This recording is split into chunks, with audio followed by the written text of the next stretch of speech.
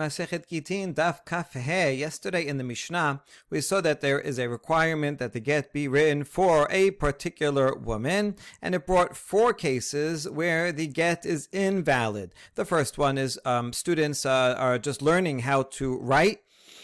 Scribes are learning how to write, and so they're writing the text of a get. But in that case, and there happens to be for this the same names. In that case, the get is no good because it was not actually even written with having in mind that it'd be a valid get. They just made up some sample names.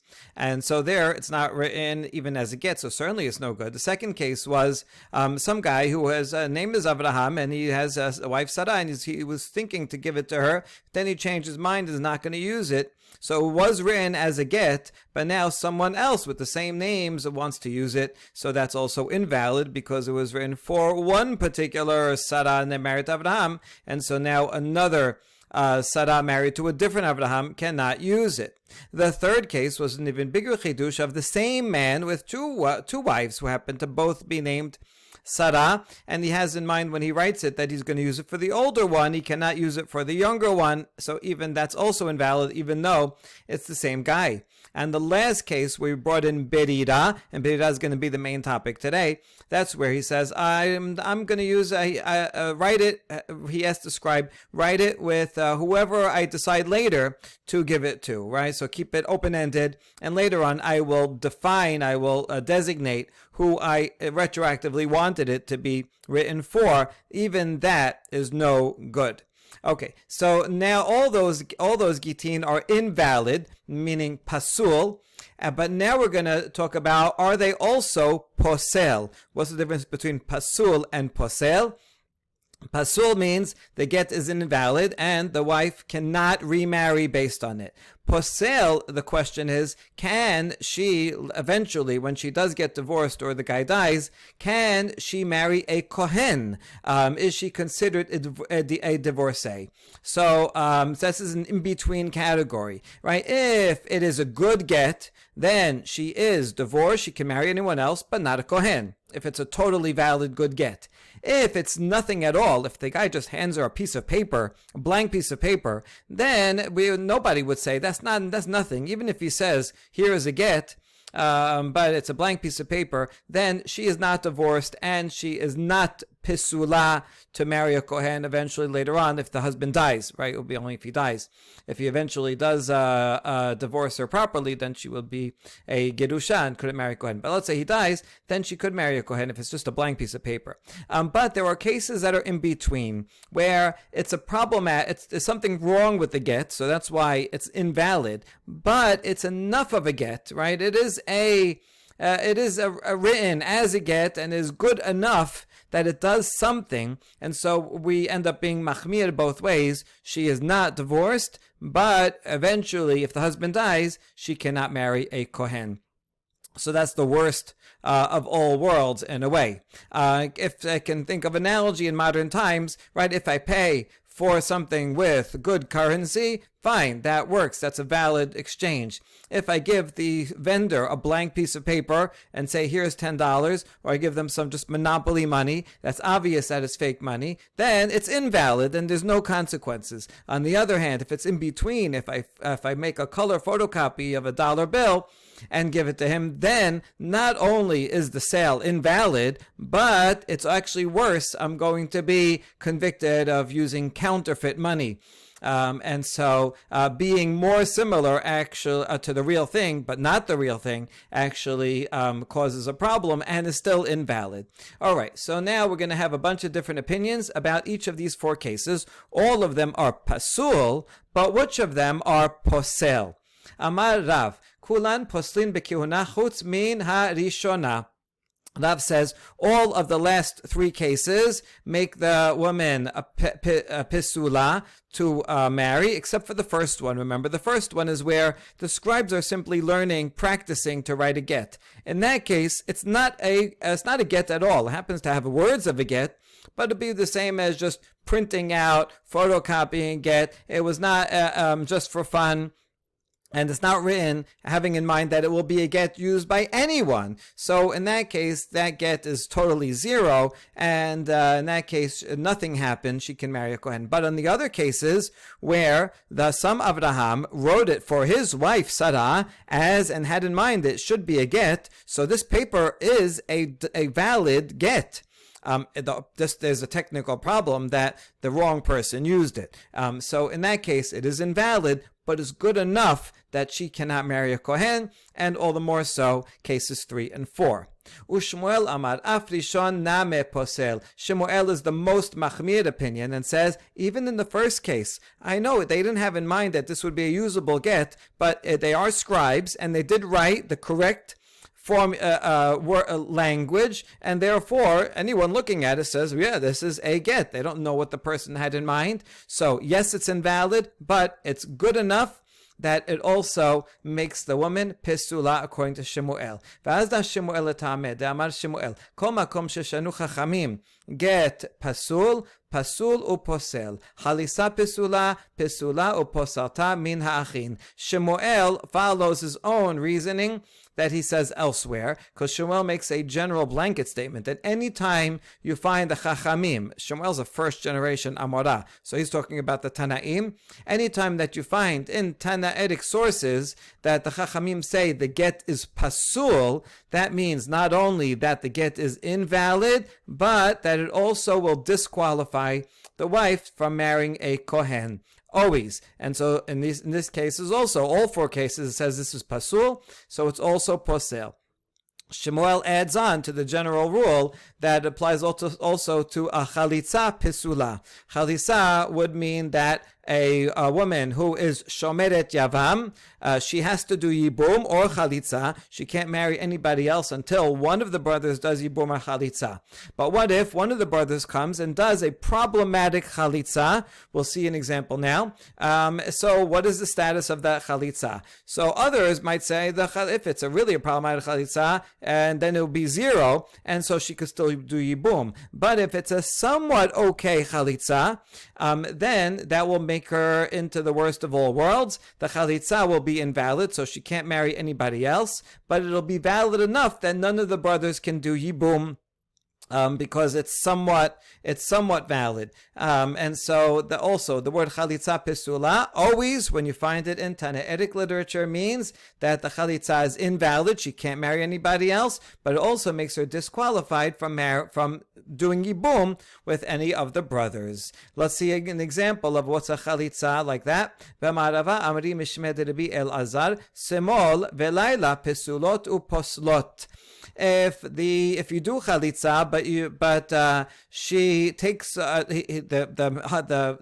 yavam, the man puts it on his left foot instead of his right foot. It's supposed to be on the right foot. If it's on the left foot and she takes it off, then that chalitza is pesula. It's invalid, but it's close enough. Right, it's the same act otherwise, and so therefore she is considered, she cannot do yibum after that. Also, chalitza has to be done during the day. If you do it at night, the chalitza is invalid, but it's not totally bad. It's not 0. She cannot do yibum after that. She has to do another chalitza in the right way so that she can marry somebody else. On the other hand, katan ve'an pilia pisulot ve'en poslot. If the yavam is a minor cannot do chalitza at all. And so if she goes and takes the shoe off and does the whole ceremony properly, but to a minor man, the minor brother, then that's 0. And if there's an older brother, or any of the brothers can still go ahead and do yibum. Also, if they don't use a proper shoe, instead they use a soft like a sock or a slipper, not the proper leather shoe that you're supposed to use, then also that is called 0. She just took off his sock. That's nothing, and she can go ahead and still do yibum with one of the brothers. Okay, so that's the example. She is interesting here. He says, well, what's the difference? How come that in the first two it says poslot and then these two not? They're all have some kind of problem. And he explains that, listen, anpalia, this is explicitly in the Torah. You have to use a shoe, na'al, it says. And this is not a na'al. Whereas the other requirements are derived by the rabbis from a gezerah shava. It has to be a night, it has to be the right one. And so since it's only derived and doesn't go against a peshat of the Torah, that's why it's still is a valid act. But if it's against the simple reading of the Torah, then it's an invalid act altogether. That's a very interesting Rashi, because it means that there is, even though these are all deoraita definitions, but there still is a distinction between something that is explicit in the Torah versus something that is derived by a gezerah shava. Okay, Zairi Amar, so we saw two opinions, Rav and Shemuel, now yet another. Kulan en poslin chutz min ha'acharon. He says the first three cases are considered zero. Only the last one will make her pisula. Why? Because the first three, the get was either it wasn't written as a get, or the get was written for another woman altogether, and so therefore it's zero for the woman that it was given to. Only in the last one, when the husband left it open-ended and says, whoever I decide later, that retroactively will be the one that this is written for. There, it is invalid, but it's plausible enough that that one will make her pisula. That's Zairi. So he's more lenient than the other opinions we've seen so far, because he only says pisula in one case. And so too Rav Asi, that's the Babylonian Amora of the early generation, says that all of them are not pasul except for the last case. Rabbi Yochanan is the last opinion, and he says he's the most lenient altogether, and he says all four cases of the Mishnah, she is not pisula. That case also, he says, en berera, and you cannot retroactively designate it. If he didn't designate, that's going to be for this woman, this Sarah, the older or the younger. If he didn't designate it at the time of the writing and have it in mind, then it's not lishma. If it's not lishma, then it's considered zero, and you don't have to worry at all. It's invalid, and she can then eventually marry a kohen should the husband die. Now Rabbi Yochanan, who says that there is no birira, he follows his same opinion that he says in a different context. Amar Rav Asi, Amar Rabbi Yochanan, ha'achin shechalku lakohoten u'machazerin ze laze bayovel. This is Rabbi Asi. Whenever you see Rav, then you know it's an Amorah from Bavel, and this is Rabbi, not the same as, not related to Rav Asi. Rabbi is from Eretz Yisrael. So this is Rabbi Asi, a student of Rabbi Yochanan, so later than the Rav Asi, who's from Bavel.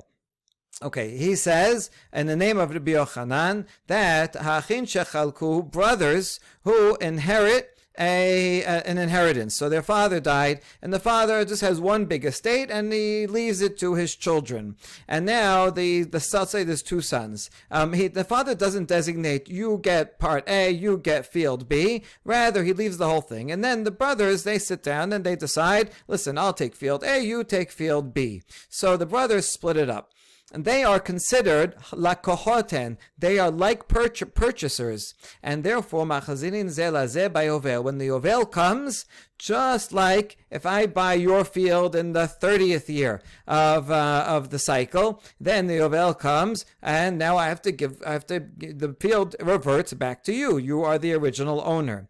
And so Rabbi Yochanan applies that to two brothers. They are considered as, when they split the inheritance, it's considered as if each one bought, it's like they had a joint ownership, and each one bought out the other share. I bought out your share in field A, you bought out my share in field B. Because they are purchasers, when the yovel comes, it's going to revert back to the partnership that it was as an inheritance, and then they're going to have to go and buy it back from each other, divide it again. It might be the same value. It doesn't mean that they have to pay any money because they're just splitting it, but they have to go through the process of splitting it again because it's reverting back to the shared ownership. That is Rabbi Yochanan's opinion. Now we could tell from that he doesn't say berira. Why? If you did say berira, then it would work differently as follows. When the father died, he didn't designate that who gets which field. But when the brothers sit down and said, I'm going to get field A, you get field B, then we consider that as retroactively as if the father said, you get field A and you get field B.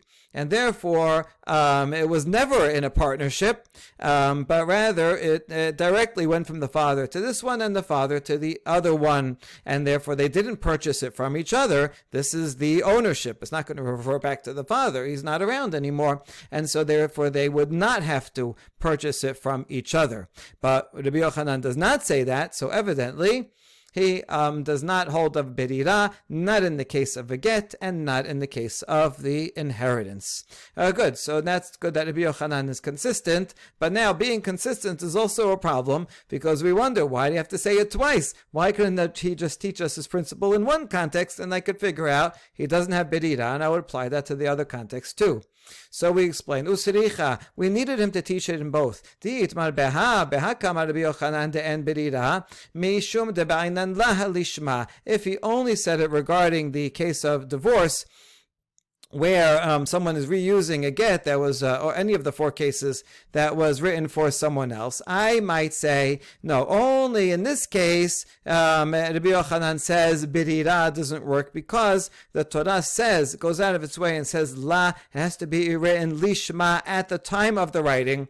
And so the Torah is excluding retroactive designation. Not any of the four cases. I mean, the last case specifically. Right? Rabbi Yochanan is the only one that says in the last case, it's an invalid get and it's not posel her at all. She could go and marry a kohen afterwards. Right? Why is he lenient in the fourth case of the Mishnah? Because he says no berira. Why is there no berira? Because the Torah says la. You have to write it at that time. When at the time that you write it, you already have to have in mind the person that you wrote it for. So it was specifically excluding berira for a get. But in general, in other cases, maybe Rabbi Yochanan would be fine and think that yes, you can use berira. So, for example, aval hatam regarding the inheritance case, meched hu damar rachamana li hadar beyovel. Only if it's a straight out purchase, then it goes back to you in the yovel. Aval yerusha matana lo. But if it's an inheritance case or a gift, then I would say it doesn't have to go back. Why would it not have to go back in the Yerusha? Because I'm applying berira. When the father dies, even though he didn't designate who gets which field, we consider it as if after, when we split it, it's as if the father had designated it, and therefore it's not a purchase, and it's not that the purchase is not from one brother to another, and so therefore they would not have to do so. That's why Rabbi Yochanan has to say the halacha in the case of inheritance. In the case of inheritance, the brothers do have to purchase it from each other. They have to split it again in the time of Yovel because there is no berira, not only for get where it says la, but there is no berira anywhere, not for this other case either. Okay, V'yashminan said then, if he only said the law regarding the field and didn't say it anywhere else, didn't say regarding the get, I would say there, mishum de la chumra. Maybe in the case of the field, we tell the brothers, listen, separate it again, just to be machmir, because who knows, maybe it didn't work retroactively, you may as well be machmir. But he doesn't mean that Rabbi Yochanan would apply it lekula, and in the get case, it's actually a kula. Rabbi Yochanan is the most mekel of everyone on the list. He says that she can go ahead, and even though this husband, right, remember, he said he made this get, and he said, I'll designate after who I want to give it to. And then he went and he gave it to the, let's say, the younger of his two wives with the same name. And according to Rabbi Yochanan, then thusly the husband dies after, she can go and marry a Kohen. So I would think that maybe Rabbi Yochanan only says, do berira lechumra, but don't rely on it as a leniency. That's why I need the case of get to say Rabbi Yochanan will not hold of berira even for leniency. Or maybe the reason why the brothers have to redivide their inheritance in the Yovel is not because they're considered that they purchased it from each other, but rather because the land needs to go back to the original state when it was undivided, when the father was alive. In other words, even if the father had designated in his will, you get land A, you get land B, in which case it's clear the brothers are not purchasing it from each other, they are not purchasers, they are direct inheritors. Even in that case, when the Yovel comes, they would have to divide it again, because at the Yovel, the land goes, now it's in two. The land goes back, reverts to its original status when the father was alive, when it was one piece, all one estate. And so they have to divide it again. And so in this case, even if you say berira, it won't help, because berira just means that it's as if the father, even if the father designated it, they would still have to do it. And so that's what I would think, that's what I might think if Rabbi Yochanan only spoke about this case. But in general, maybe he does say berira in other cases. So that's why we need Rabbi Yochanan to teach the law, that the law is true, that there is no berira in both of these cases, and so Rabbi Yochanan does not have berira at all. Good. Now, Be'amine Rav Hoshaya Rav Yehuda Amar le'lar ketov le'ezo shetese bepetach techila mahu. Rav Hoshaya asked the question of Rav Yehuda. What if the husband tells the scribe, I want you to write this get having in mind whichever one of my wives should come out of the door first? Okay, this reminds us of, right, the Yiftach situation and his daughter coming out first. But this one is not as dire.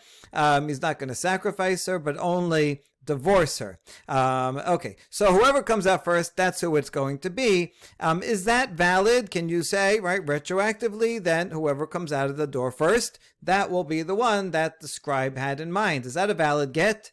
So it seems like an easy answer. Amar le tenituha. Rav Yehuda says we already learned this. Yater mikan amar lalablar ketov le'ezer she'erse agaresh pasul agaresh bo alma en berira. The last case in the Mishnah, we learned this. If the husband tells the scribe, write this for anyone who I decide later will be the one that I want to divorce, it's no good, right? It's pasul, cannot use it. She is not divorced. So you see that there is no berira, right? So if there's no berira in this case, there's no berira in the other case. What's the difference between the two cases? The only difference is that in the original Mishnah, it's the husband deciding, I'll decide later whatever I choose. Whereas in the case that was asked, it's not up to the husband, right? He makes this stipulation beforehand, and then it's up to the wives, right? Whoever comes out first. I mean, whether they might know about it, they might not know about it, but it's kind of out of his hands. It's whatever the situation turns out to be will be so. We'll see later in the Gemara they're going to make a potential distinction between these. But right now we're assuming it's the same. Either there is berira or there's not berira. The Mishnah says no, there is no retroactive clarification in the Mishnah case, so therefore here also. Now, Itibe Rav Hoshaya asks another question. Ha'omer lebanav hareni shochet et ha'pesach al mi sheya'aleh mikem rishon lYerushalayim kevan shenichnas rishon rosho v'rubo zacha bechelko umzakeh et echav imo. So Rav Hoshaya is objecting to Rav Yehuda's answer here because he's going to show a similar case where we do apply berira, and this is when someone tells his sons, right? The father invited his whole family to go to Israel for Pesach. And at the time of the Bet HaMikdash is up, and the father is going to bring a Korban Pesach on behalf of his whole family. Very nice of him. He's inviting everyone to the Passover Seder meal.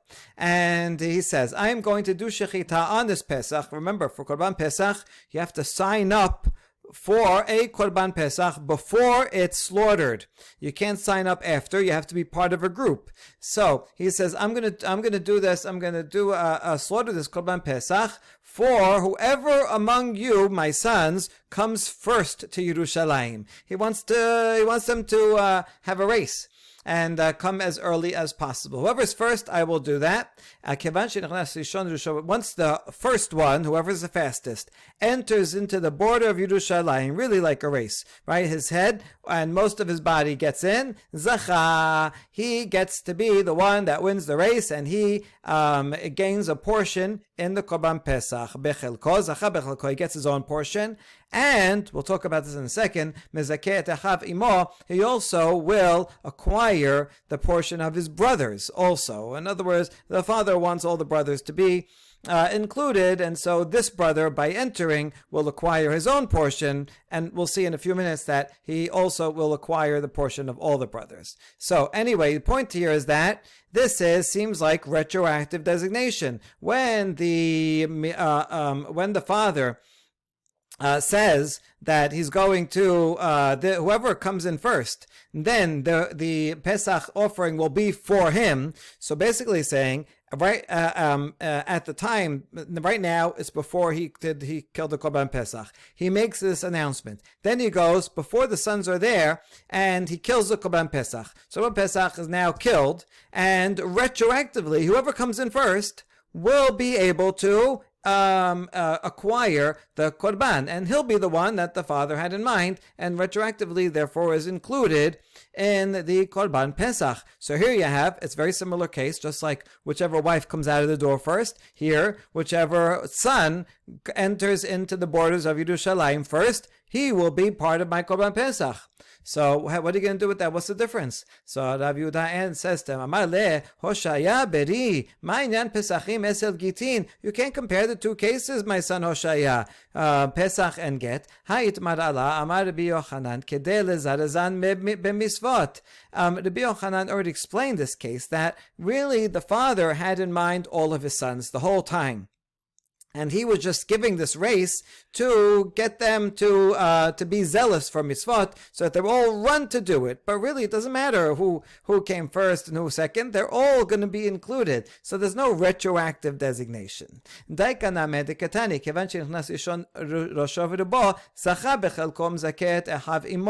you see that clearly from the language of the Mishnah, that once the first one enters, so he acquires his own portion, and all the brothers too. So all the brothers are included. So the father had in mind all of them to begin with, and there's nothing retroactive. So he's just saying this to get them going. And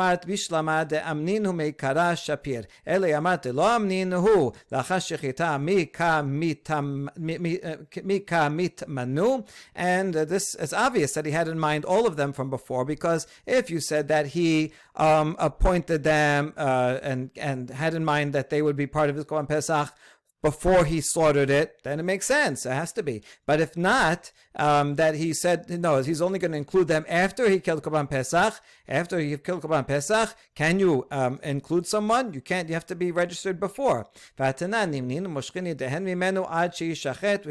in Pesachim that says you can register or withdraw, unregister from a Korban Pesach only before it's actually slaughtered, right? Imagine there's a lot of people there and say, I register with your group, but then someone else invited me. I say, listen, I'm going to unregister here, I'm going to register there. You can do all this switching around, but before the deadline, and it's literally a deadline, before the Korban is killed. And so therefore, it's obvious here that there was no retroactive designation. They were all designated from before the Shechita, and the father just said this to get them going to come quicker. Tanyana Mehachi, and another braita that supports this reading of the Pesachim case. Maaseh v'kadmu banot labanim v'timsu banot zerizot ubanim shefalim. The one time the fathers told all children, whoever comes first, they will acquire it. And it turns out that the daughters came before the sons.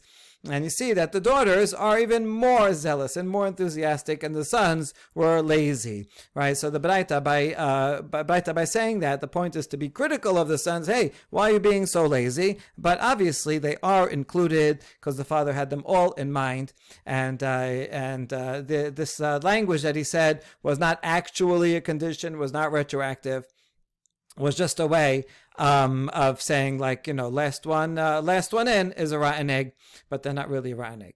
Amad Abaye, kaba'e mine tole bedat acherim, veka pashit le tole bedat asmo, vadar motiv le tole bedat acherim. So that's the end of this discussion here between these early Amoraim, but now Abaye is reflecting on everything we just read and wondering how to interpret this, because he says Rav Yehuda's original question was when someone makes a decision dependent on the actions of others, right? Because that's the case he asked was about when the husband says, whoever comes out of the door first. Whoever comes out of the door, so the husband can't decide who comes out of the door, whoever happens to be, whoever decides to come out of the door. And so the question is there birira when it's regarding someone else? That was the question. But then Rav Hoshaya answered him with our Mishnah, which is Tole Bedat Asmo. Our Mishnah was a case where the husband says, whoever I decide I want to. And there could be a distinction between the two, right? You might say, if it's based on my own knowledge, well then you could say there's no berira, because make up your mind now. What you don't know, what you're going to be thinking later, you have to decide now. Whereas if it's not dependent on one's own knowledge, but dependent on something that may happen, if it should rain, if it should not rain, then it's more like a condition, and you can make conditions. And so this is kind of setting it forth in motion. The husband saying, I want to divorce this person if she doesn't make me dinner, and I want to divorce that person if she doesn't make me dessert, right? And so they could be based on a logical condition, a logical outcome. For whatever reason, whoever comes out first, that's what he wants to divorce. So therefore, he's having a definite idea in mind, and then whatever happens, the events themselves, the people themselves will decide which one turns out. So it's easier to say there's retroactive clarification if it's not dependent on his own knowledge, as we'll see. Okay, so the answer was, when the question was with da'at achirim, the answer was from our Mishnah, which is da'at asmo.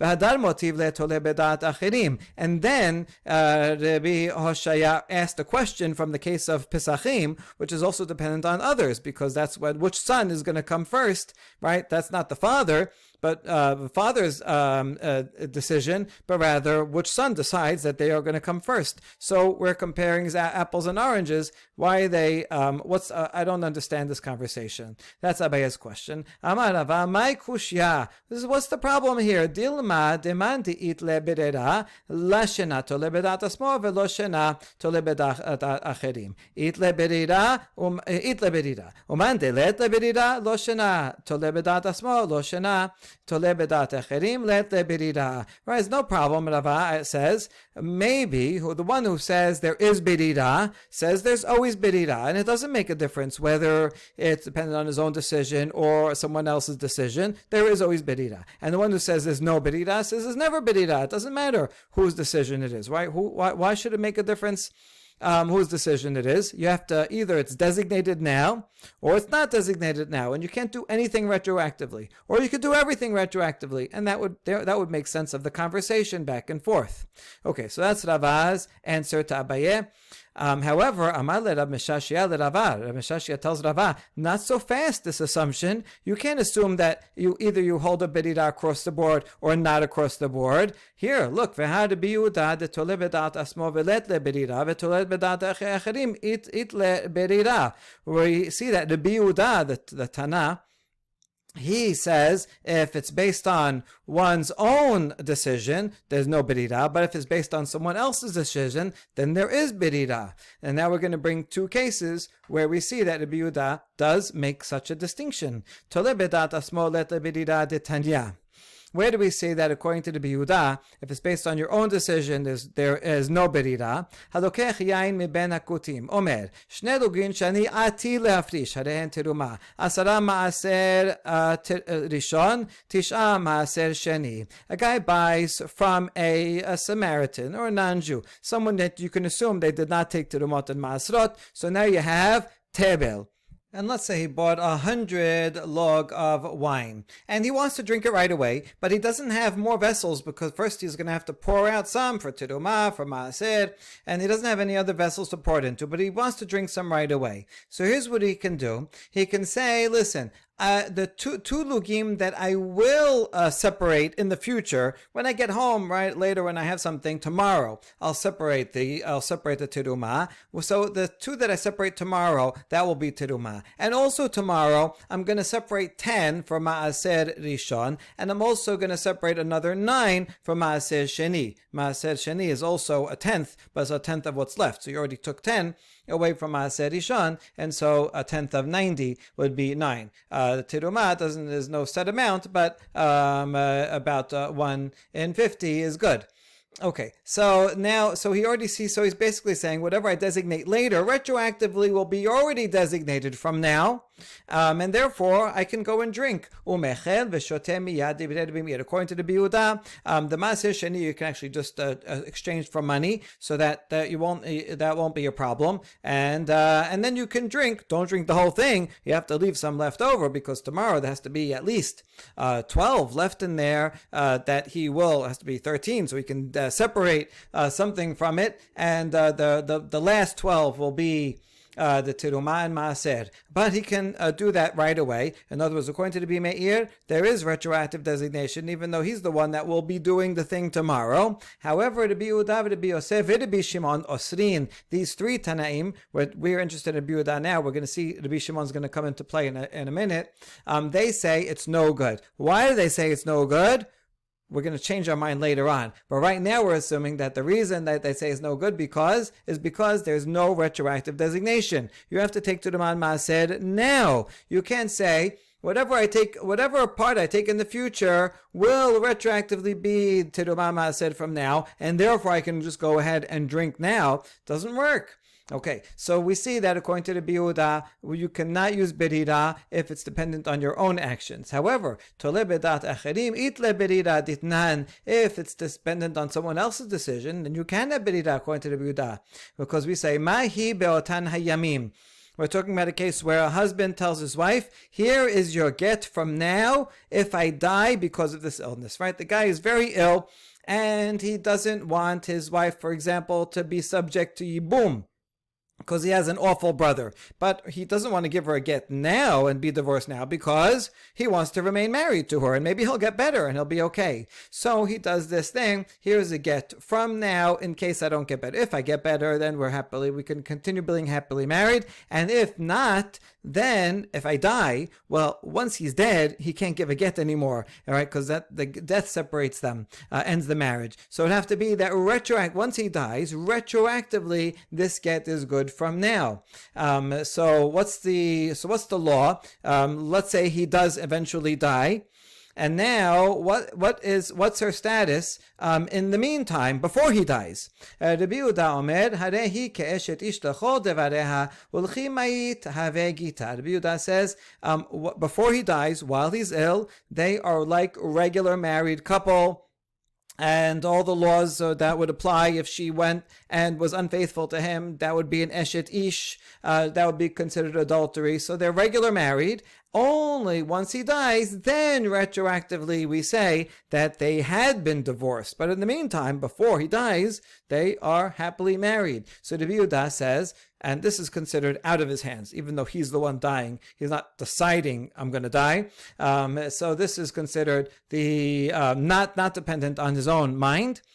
or his own actions. And you see, the Yehuda does have Berira when it's Da'at Acherim. So the Yehuda does make a distinction, right? And so this is the first challenge to Rava.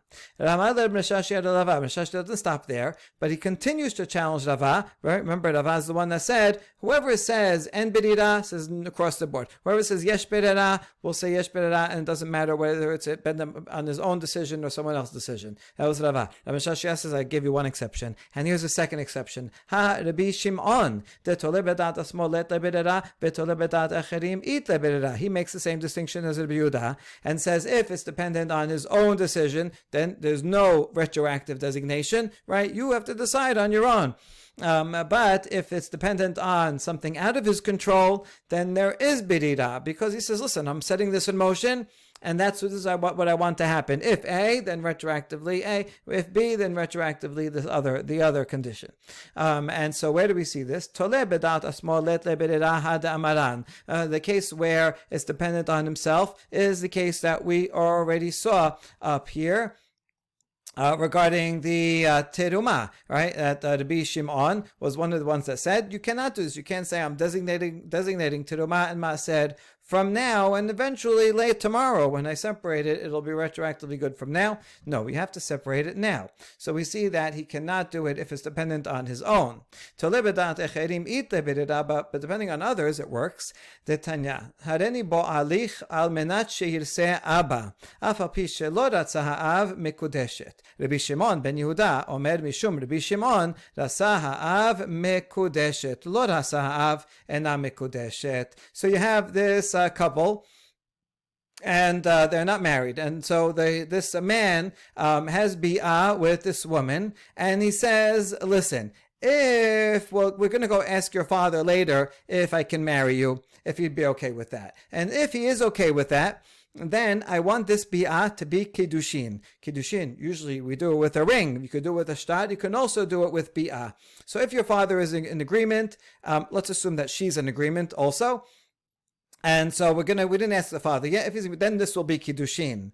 But if not, if the father doesn't like me and doesn't want you to get married, then this bi'ah will be just a zinut and will not be for kiddushin. So what's the law? So even if the father, even if the father doesn't want mikudeshet, according to Tanakama, even if the father says no, I object to it, we still say it is kiddushin. Why? First of all, let's assume again she agreed, because you can't do kiddushin against a woman's will. She's an adult; she can decide this. And this man, we assume a man would not want his bi'ah to be zinut. Most people, they don't want to commit zinut. It's not a good thing. And therefore, even though he said this condition, he didn't really mean it. He means like, I'm sure your father will agree to this, right? But really, in his own mind, he says, I don't want to have zinut on my hands. He has in mind that it's going to be for kiddushin, and she agreed to it, so therefore they're mikudeshet no matter what. That's Tanakama. However, Rabbi Shimon, the son of Yehuda, says in the name of Rabbi Shimon, that's our Rabbi Shimon, says if the father is in agreement, then it is kiddushin. But if the father didn't want, it's not kiddushin. Well, how could that work? We don't know if this bi'ah is kiddushin or not until after, when they go and ask the father. And then retroactively, if the father agrees, then it's kiddushin. So you see that this is not in his hands; it's dependent on the father's decision. And Rabbi Shimon says there is berira. So here you go. Now we have Rabbi Yehuda and Rabbi Shimon. Both make a distinction between whether there is berira when it's out of one's hands and not berira when it's in one's own, depending on one's own mind. So what are you going to say to that, Rava?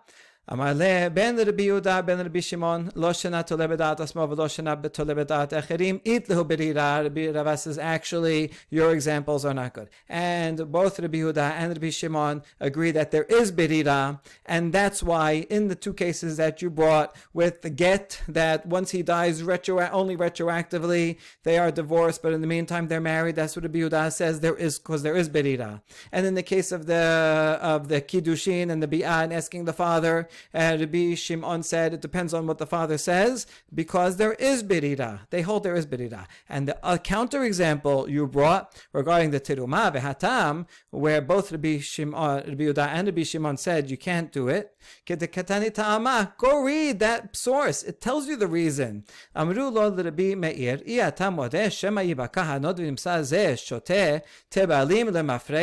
those sages told Rabbi Meir. Rabbi Meir says, yes, you can do it. You can separate. You can say, whatever I separate tomorrow will be retroactively good today, and you can drink right away.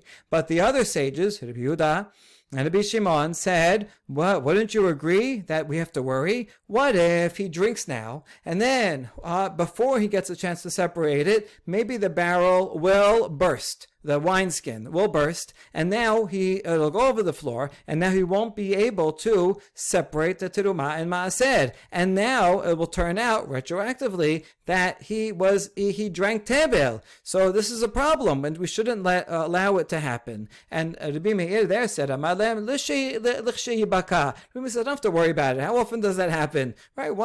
People are careful. They make a good wineskin, and this is valuable stuff. So we don't have to worry about the rare occurrence where it burst. Yeah, if it bursts, then we'll have a problem. But you can do it. So according to Meir, he doesn't worry about it bursting, so it's okay, and you could do it retroactively. According to the other sages, their objection wasn't that you can't do things retroactively. Fundamentally, they agree. Yes, if you get it home safely and separate it safely, then you'll be fine. They agree that